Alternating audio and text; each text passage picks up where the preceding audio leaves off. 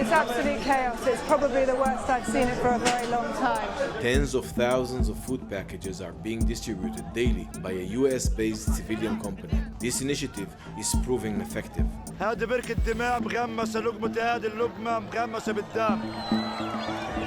2 weeks into the new Israeli-backed aid system in Gaza, diametrically opposed narratives have emerged about how it's going. Gazan authorities say more than 100 Palestinians have been killed while trying to access aid. The American nonprofit in charge of the rollout told the Journal that their model is working. International journalists are restricted from getting into Gaza. To figure out what's been happening, the Wall Street Journal analyzed satellite imagery and videos taken from social media and official sources and spoke to eyewitnesses. We found that the current aid distribution process, including the routes people must take to reach limited supplies, puts people directly in danger. American companies will distribute the food directly to Palestinian families. They'll do so in safe zones secured by our military. Having American security contractors, instead of the United Nations, run the aid system is part of Israel's larger plans for Gaza.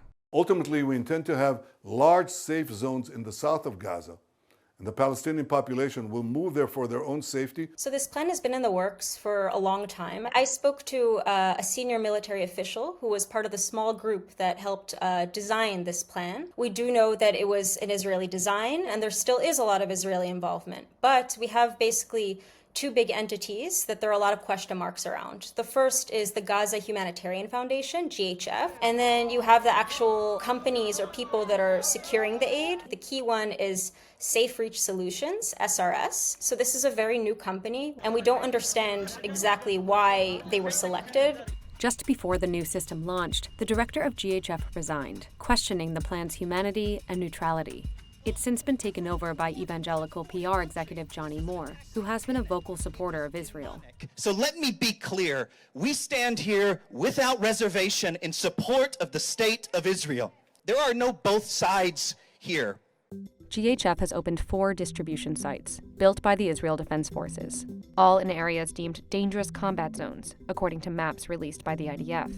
Opening locations and times are communicated with little advance notice via an official Facebook page and WhatsApp group. Here they come. Videos show that people gather hours before dawn and scramble to claim supplies before they run out.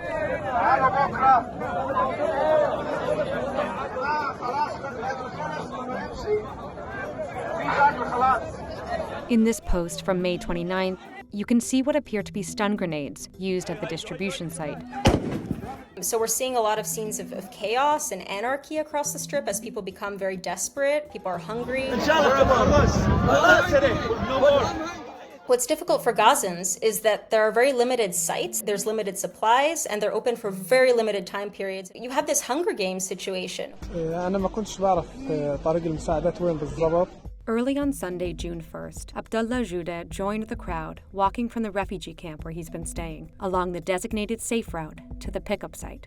مشينا تقريبا حوالي 7 كيلو ورحنا الساعة 2:30 وصلنا الساعة 3 تقريبا 3:30. Abdullah says he made it here, the Al-Alam roundabout. At 4 a.m., GHF posted on Facebook not to gather outside the aid site before 5 and that the military will be active. By then, Abdullah and others were already there. وأول ما وصلنا كان موجود في إطلاق يعني كنا نسمع إطلاق. يا الله. Videos shared on social media corroborate Abdullah's account. بنموت عشان نجيب الأكل. قسماً بالله. بس ما كناش عارفين من وين الاتجاه وكنا أغلب الوقت ننبطح على الأرض عشان ما تجيش فينا إطلاق. GHF said there was no incident at the site. They released 3 clips of about 5 minutes each showing that morning's pickup. The footage is incomplete, but at 5:05 a.m., according to times provided in the video file names, streaks of light appear in the sky. GHF told us their experts attribute it to crowd dispersal flares from the IDF. Analysts from Jane's, a defense intelligence company, said they could be flares or tracer ammunition, fired as warning shots or ricocheting off a surface in the background. فضليت منبطح على الأرض قبل ما قالوا الساعة تقريبا 5:30 أنا فتحت وبعدها رحت جراي وصلت على الموقع رحت جراي يعني فلقيت إنه فيش شيء. By 5:45, the supplies were running out. أنا لما كنت غاد بتحس إنه أنت حياتك كلها ما بقاش تمام غير بس بكرتونة. وإحنا مروحين بدينا نشوف الناس قديش بتحمل الشهداء وقديش بتحمل الصبيات. At first, the IDF denied firing at civilians at or near the distribution site.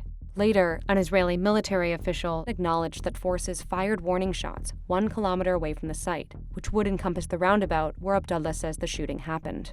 The IDF also released its own video. It said shows armed attackers shooting at people on their way to collect aid. This video captures an unrelated incident that we found matches a scene posted on a local Facebook group earlier that day. It can be geolocated to a spot about 8 kilometers away from the GHF aid site. Some gunshot casualties from that day could be accounted for by the attack we see here. But by 7:30 a.m., video shows ambulances arriving at Nasser Hospital, carrying casualties from near the GHF aid site. This morning, the day started at 7:45 a.m., and there was a mass casualty alert which went off. Today has to be the worst day in these last 7 days which I've experienced. At least 23 people died while going to get aid that morning, according to the Palestinian Red Crescent. Reports of violence outside aid sites continue almost daily.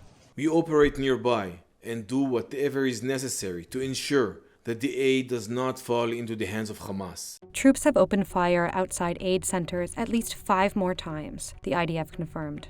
On one of those days, the IDF acknowledged that troops kept firing near a few individual suspects who advanced toward the troops. That day, the International Committee of the Red Cross confirmed 27 died while going to get aid. GHF told the journal that they've had no deaths or injuries at their sites, and that they have asked the IDF to do more to keep routes safe.